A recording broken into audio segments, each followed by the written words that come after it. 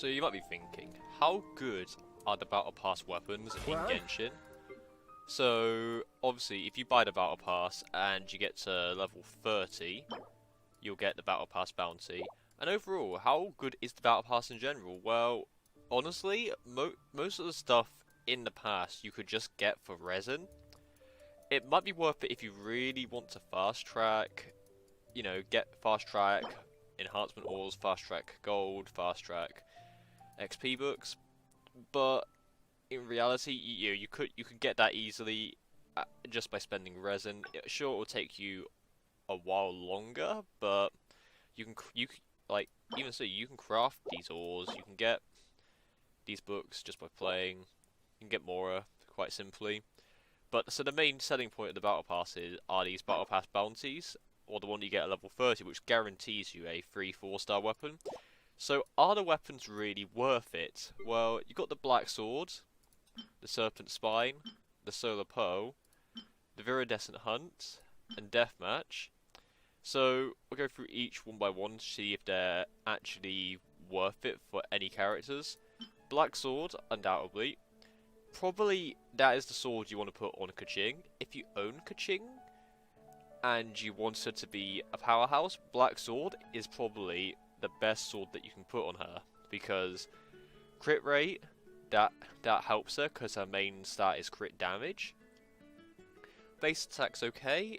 So, and also she has some of the highest charge attack damage in the game, so increasing damage by normal and charge attacks really benefits her here as well, and regenerating HP every time you score a critical hit, once every 5 seconds. That is also just some passive heal as well. So if you got a Kaching, I think the Black Sword would be good on her.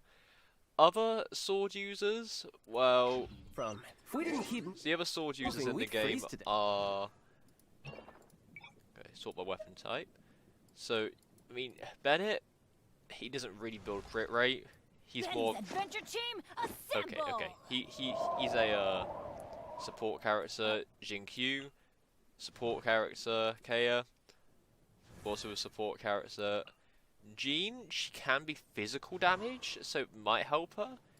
Chi-Chi, I think she's a support character as well, so... So, reality, you're only gonna get it for Kaching. Next weapon, Serpent Spine.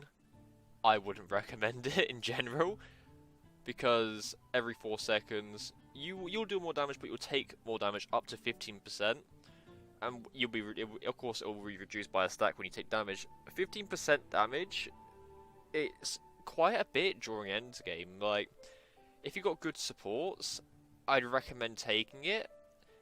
If you got like Noelle or like any other Geo character that puts a shield up, it might be worth it for you. But general crit rate, that's okay. It's okay. It's okay. It might benefit a physical attacker. Maybe Razor if you really want to do crit rate on him. But apart from that, that's okay. Maybe you could put it on Diluc, but yes, average. Solar Pearl, this is probably a very good catalyst. Put it on Klee or Ningguang, and your damage increase is already quite good. So yeah, your normal attack hits increase elemental skill and elemental burst damage by 20%, so that'll most definitely benefit Klee quite a lot here. And likewise, your elemental skill or burst hits increase your normal attack damage by 20%. So if you put this on a main DPS like Ningguang or Klee, you're basically getting a good 20% damage increase as well as a 6% crit rate, which obviously will increase, so you could get some good burst damage in right away. So you could put it on Lisa if you really like her as a main DPS. I like using Lisa, but I mean, I wouldn't put the solar pearl on her. I use her mainly for E into burst. Viridescent Hunt. So upon hit, you just generate a cyclone, which will deal it's basically some extra damage if you're aiming. However, crit rate is the main stat here. This could work really well on Child with crit rate, because crits work good with his with his melee stance. You could put it on Venti if you want to use him as a DPS. You could put it on Fischl as well, even Amber.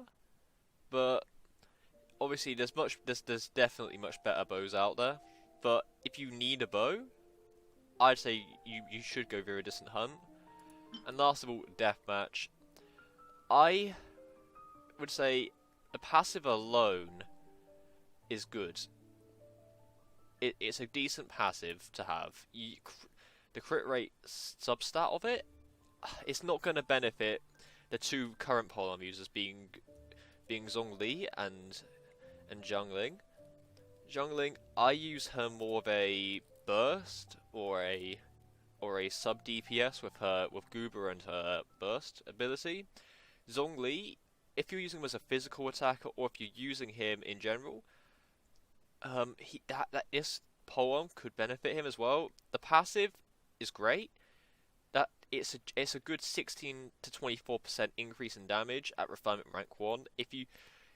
I could make another video talking about if you should refine them or get a new weapon in general, and maybe in a future video. But yeah, Deathmatch, I'd recommend it. So the weapons I'd recommend is Black Sword if you got Keqing, Solar Pearl if you got Klee or Ningguang, maybe Lisa, Viridescent Hunt if you got maybe Fischl, Child, Venti, Deathmatch if you use any of the two polearm users. Obviously, you could use the free-to-play polearm with them, and they'd be good physical attackers. But if you're a low-budget player, Deathmatch, I'd recommend it. So yeah, that wraps it up. Are the Battlepass weapons worth it? I'd say they're worth it if you're maybe a low-budget player or if you want to spend money. Remember, it is a PvE game. There is no PvP. There is no pay-to-win element really. A lot of it you can just take at your own time. So I'd only buy all of this if you just want a fast tracker or you want to support the game or do anything above. So yeah, please like and subscribe. Very pog. I will see you all in the next video.